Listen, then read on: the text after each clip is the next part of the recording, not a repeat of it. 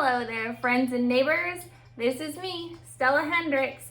Thank you so much for coming back to my channel again. Today we are gonna do part 8 of The Girl in the Centerfold by Surrey Marshe.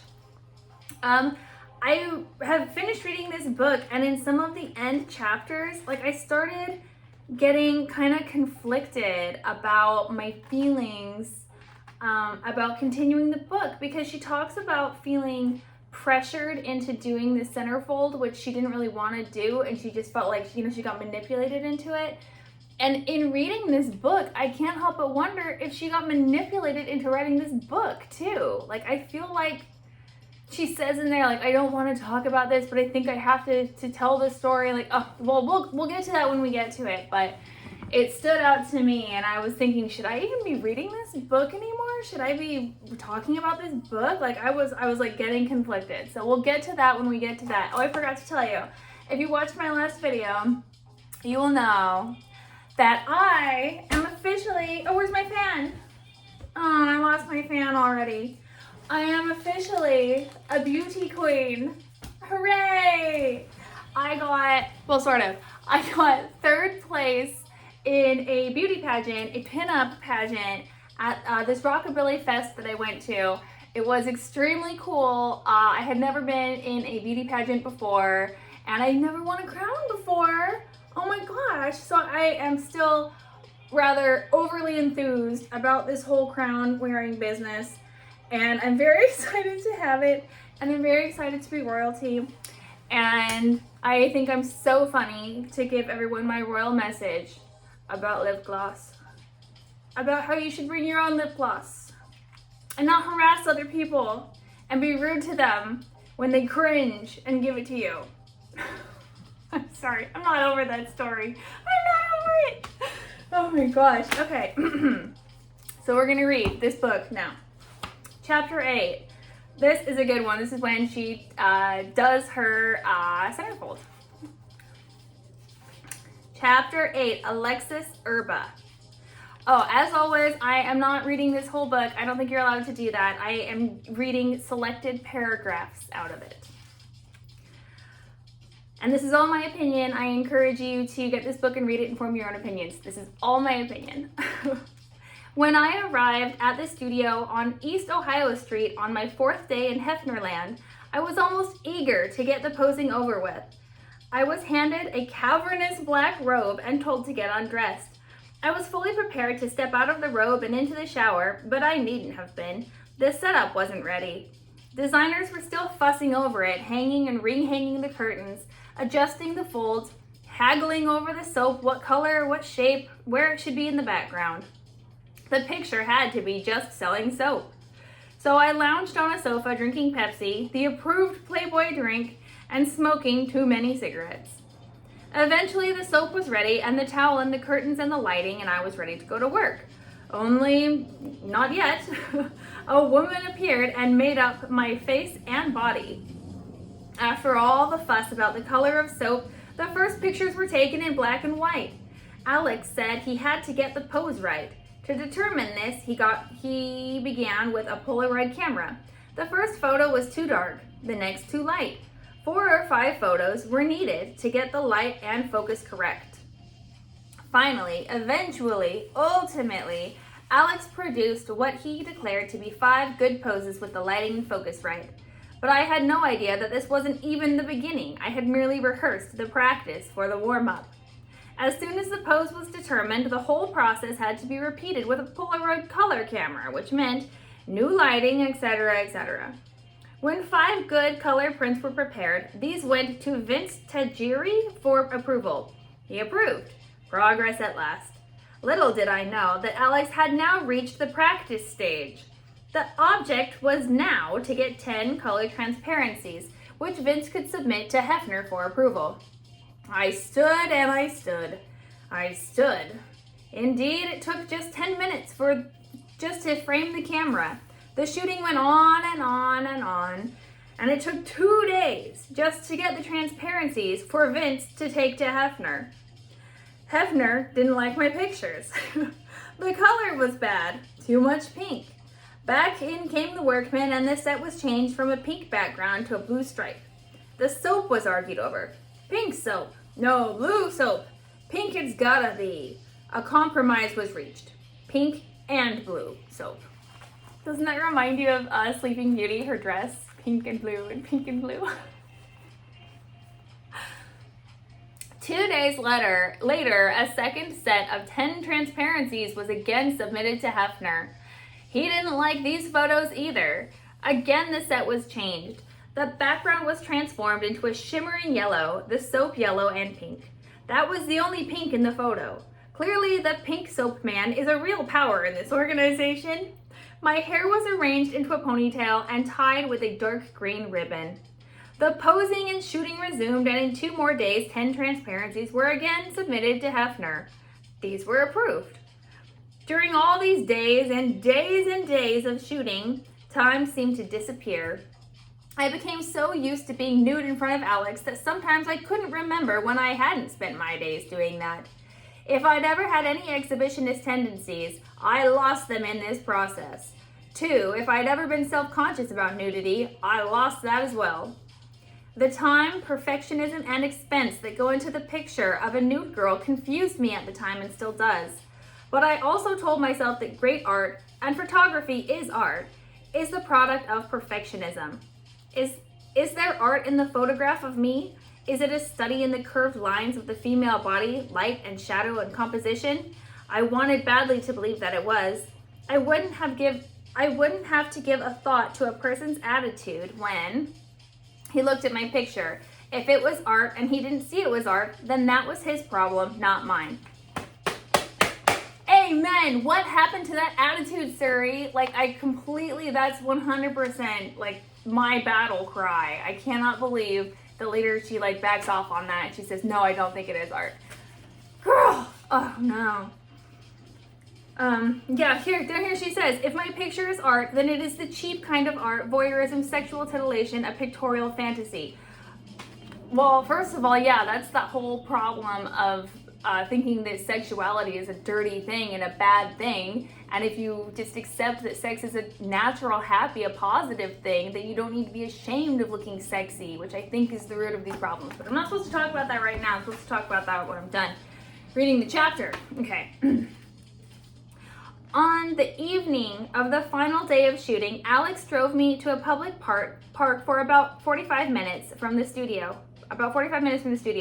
There he built a fire, and by the light of it and the automobile headlights, obtained the best single photograph of me ever taken. He shot me backlighted in the lights so that they formed a golden halo through my hair. The next day, I flew back to New York. Good afternoon. Welcome to the Playboy Club. All right, so the story about the photo shoot sounds hilarious but stressful. It reminds me of Marilyn Grabowski or like Anna Wintour, think The Devil Wears Prada, and those Girls Next Door photo shoots. Those must have been incredibly stressful. I think that Marilyn was famous for doing like picking and like taking 1,000 bazillion pictures.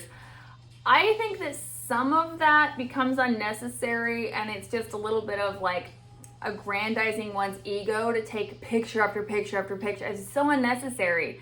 Like when Holly got the job as photo editor, and she went in there and started taking, the pictures and had ideas for the sets and everything, that she was pumping them out at like 3 times the speed that Marilyn Grabowski was. And Holly's pictures are some of my absolute favorite, and I mean the pictures that Holly helped produce, are some of my absolute favorite pictures in the entire catalog of Playboy pinups. They are spectacular. I think it just takes a talented eye and a motivated photographer and a creative producer. And it doesn't take 500 years and lots of self-importance to produce that kind of stuff. So, but it seems interesting, and it seems like it would be a lot of fun to be a creative type on one of those sets. I think that'd be a lot of fun. So, and I'm so sad about her thinking so cheaply of herself. That's definitely not the way I think of her. Okay, yeah. So she says on there, if my pictures are art, they're cheap art, they're bad art. And that breaks my heart because I'm sure if anyone watches my channel, I'm sure you've heard this story before, you're gonna hear it again. This is a story of my life. I was going through this abandoned house on a ranch of family friends that we spent a lot of time with them. And there was a big house in the middle of the ranch. We called it the big house. And it stood empty. It used to be the mansion for the owners of the ranch.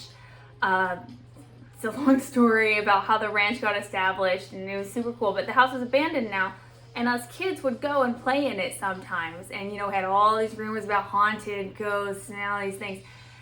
And we were going through the boxes of bric-a-brac that got tossed into the house. And in one of these boxes, I kind of just lifted off the lid, or I looked in it, and there was a magazine, and it was open to this picture of a woman. It was a naked picture of a woman. It very well could have been a picture of Surrey Marshe. And I am like 90% sure it was a Playboy because it was very, pin-up-y style. It didn't look like a hustler type thing or anything. Not that there's anything wrong with that. It's just, it wasn't that vibe. And I remember looking at her and being filled with this wonderful feeling that I was like looking at an angel. And I was so inspired by her.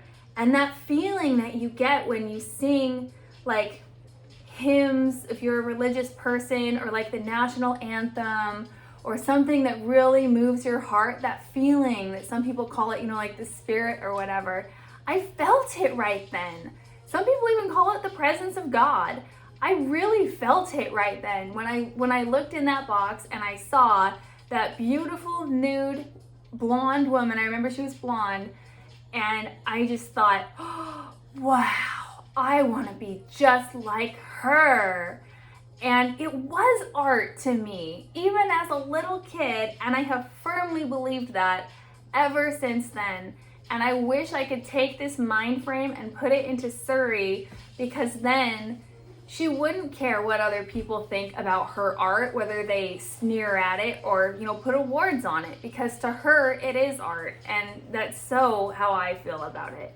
Not that I've ever had published nudes or anything. I wouldn't be opposed to it. I just think I'm a little old now. But, I think that would be great. I think that would be extraordinarily brave and very admirable. And I think it would lead to the world being a better place. I don't understand why she thinks the way that she does, or why anyone does. I don't understand how anyone looks at that angel and doesn't feel the same thing that I felt.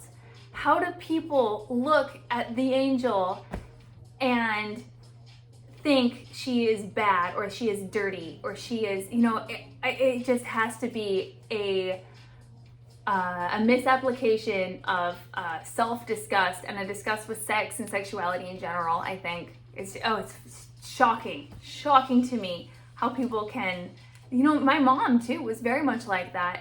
We had this neighbor named, I shouldn't say what her name is. We had this neighbor, and she was a very sexy mom, and she bought Playboy magazine for her husband, and so we were not allowed to go over to their house.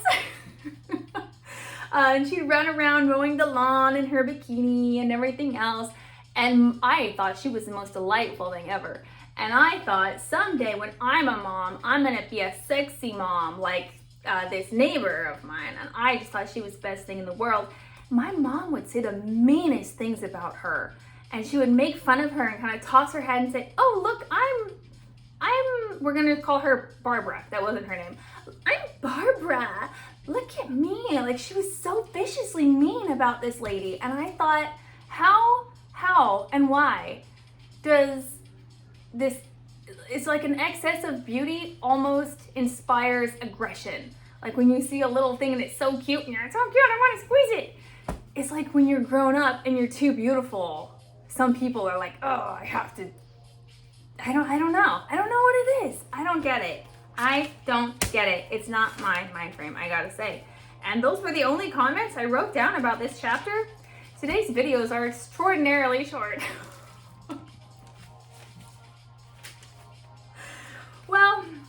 That's all right, because I'm sure you'll have ample opportunity to listen to me talking and talking. Also, I'm figuring out the lights with this camera again. I got a new camera. I got a new phone. Hooray, I got a new phone. I'm very lucky. But I'm figuring out the lighting with it. And when I go back here, I see I'm in the shadow. And I come over here, I'm gonna have to fix my lights. But I don't want too much light because this camera's really good. And now you can see all of my wrinkles and things. Good thing I'm a beauty queen. I'll survive. All right. Thank you so much, friends and neighbors, for coming to another episode of Stella's Book Club. I'm really excited to get through this and finish it up. And I will get another one of these Playboy reviews and Stella's Book Club and biographies and everything out as soon as I can. And until then, don't do anything I wouldn't do. I'll catch you on the flip side.